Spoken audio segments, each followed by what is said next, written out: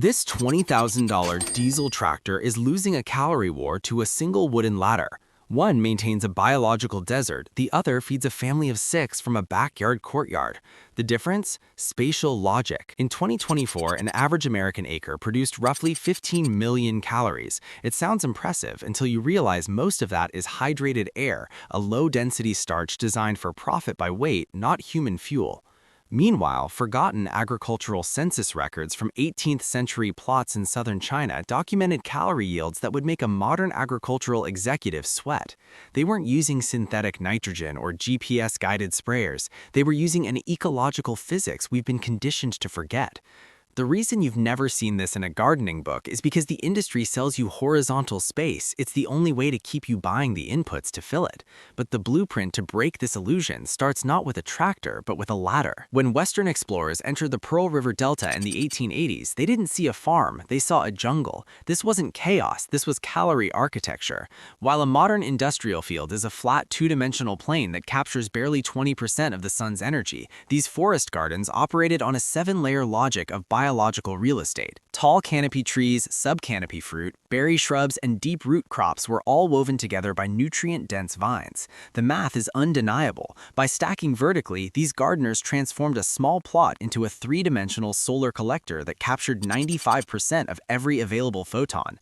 This is lost ecological physics in action. While a billion-dollar industrial operation leaves 80% of its potential energy on the table, the jungle model utilizes every cubic inch of space to produce a caloric density that modern agronomists once claimed was impossible. This is the secret of solar stacking. When you stop thinking in rows and start thinking in volumes, the acre becomes a relic of the past. But capturing maximum sunlight is half the battle. To truly outperform the industrial machine, you have to master not just space, but time. In a standard 1-acre cornfield, the soil is active for maybe 120 days. The rest of the year, it's a biological desert. This one-and-done cycle is a financial goldmine for seed companies, but it's a caloric catastrophe for the grower. Ancient gardeners viewed time as a resource to be harvested, not a season to be endured. They mastered the biological relay race, a method where the next crop is tucked into the shade of the current one weeks before harvest. While your neighbor waits for his lettuce to clear before planting beans, the ancient practitioner has already established a nitrogen-fixing understory. By overlapping these life cycles, you aren't just gardening, you're running a 365-day calorie factory. 1 square foot of dirt doesn't yield 1 harvest, it yields 4. That's 400% more output from the same soil footprint without adding a single gram of synthetic fertilizer. I've detailed the exact relay schedules and timing windows for this in the zero-cost harvest blueprint, because when you stack space and time, the center of your garden becomes a calorie powerhouse. Quick pause. How many months out of the year is your soil actually producing food right now? Comment your growing zone and your current harvest window below. I want to see who's dealing with the shortest seasons. But the real secret isn't in the middle, it's at the edge. Nature doesn't do straight lines. In ecology, there is a phenomenon called the edge effect. It's the reason the most productive part of a forest isn't the center, it's the border. This is where 2 different ecosystems intersect, creating a biological hot zone with 10 times the nutrient exchange and biodiversity of a monoculture. Industrial farming ignores this, opting for sterile, straight rows that minimize the contact between systems. But ancient gardeners hacked this physics using keyhole beds and serpentine mounds. By warping the geometry of the garden, they maximized the perimeter, the edge where soil, air, and water interact most aggressively. A serpentine mound has 40% more surface area than a flat bed of the same footprint. It's a design that forces nature to work harder for you for free. You can have the perfect shape and the perfect timing, but if you are growing empty weight, you are still losing the calorie war. The system wants you to grow volume. Survival requires density. The multi-billion-dollar seed industry has a favorite trick, the lettuce trap. It's the illusion of self-sufficiency.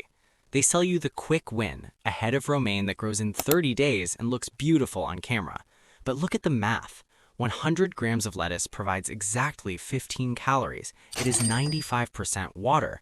To survive on lettuce alone, you would need to eat over 130 heads a day. It's not food, it's a hobby. Ancient civilizations didn't grow hobbies, they grew underground batteries. Ancient strategists focused on these dense energy storage units.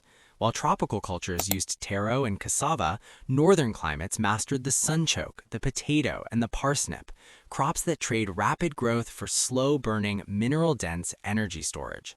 This is the staple crop pivot. While the modern gardener is distracted by the visual harvest, the ancient strategist is building a caloric reserve designed for survival. I've mapped out the exact underground battery selections for every growth zone in the zero-cost harvest blueprint. They chose crops that trade rapid, watery growth for slow, mineral-dense energy. They focused on calories per square inch, selecting for the highest return on metabolic investment. But there is a hidden metric that even the most dedicated backyard growers miss. It's the difference between weight and fuel. In 1945, a gallon of wheat was a survival asset. Today, it's mostly water and air. We call this the hydrated air phenomenon. The $200 billion fertilizer industry isn't selling you nutrition, they are selling you volume. By flooding the soil with synthetic nitrogen, plants are forced into a state of cellular bloating. To cope with the chemical salt intake, the plant cells expand with water, creating a harvest that looks massive on the scale, but is biologically hollow. You're essentially buying watered-down gasoline for your body's engine. This comes down to Brix, the measurement of dissolved sugars, amino acids, and minerals in the plant's sap. High Brix equals dense fuel, ancient standard. Low Brix equals water weight, modern industrial standard. Look at the metabolic return. To get the same caloric energy found in a single 10-pound basket of sweet potatoes, you would have to harvest, wash, and somehow consume 60 pounds of lettuce. That is roughly 3 industrial-sized trash bags full of greens just to match one small wooden basket. The industry wants you to measure success by the bushel. The ancient practitioner measured success by the fuel density. Ancient habits produced dense fuel. A single ear of ancient flint corn can contain more bioavailable protein and minerals than 3 ears of modern sweet varieties. When you measure calories per gallon of storage, modern farming is a logistics nightmare of shipping water across the country. Ancient farming was about packing maximum energy into the smallest possible space. The system wants you to buy weight. Ancient habits allow you to grow power. The industry depends on the consumable. Survival depends on the permanent. If the modern food system is built on hydrated air, the only logical move is to build your own dense fuel reserve.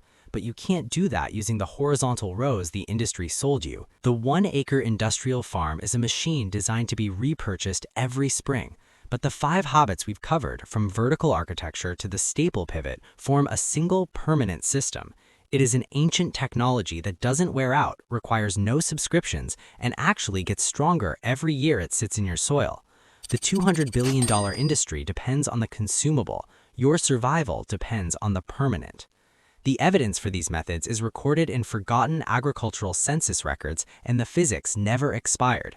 If you're ready to stop buying hydrated air and start growing dense fuel, I've mapped out the exact underground battery crops and vertical layering blueprints for every growth zone. I'm giving away this zero-cost harvest blueprint for free to bypass the industry gatekeepers. To get instant access, simply comment the word ancient below right now, and I'll send the link to your DMs immediately. The acre is an illusion. The courtyard is the future. Hit subscribe to unbury the rest.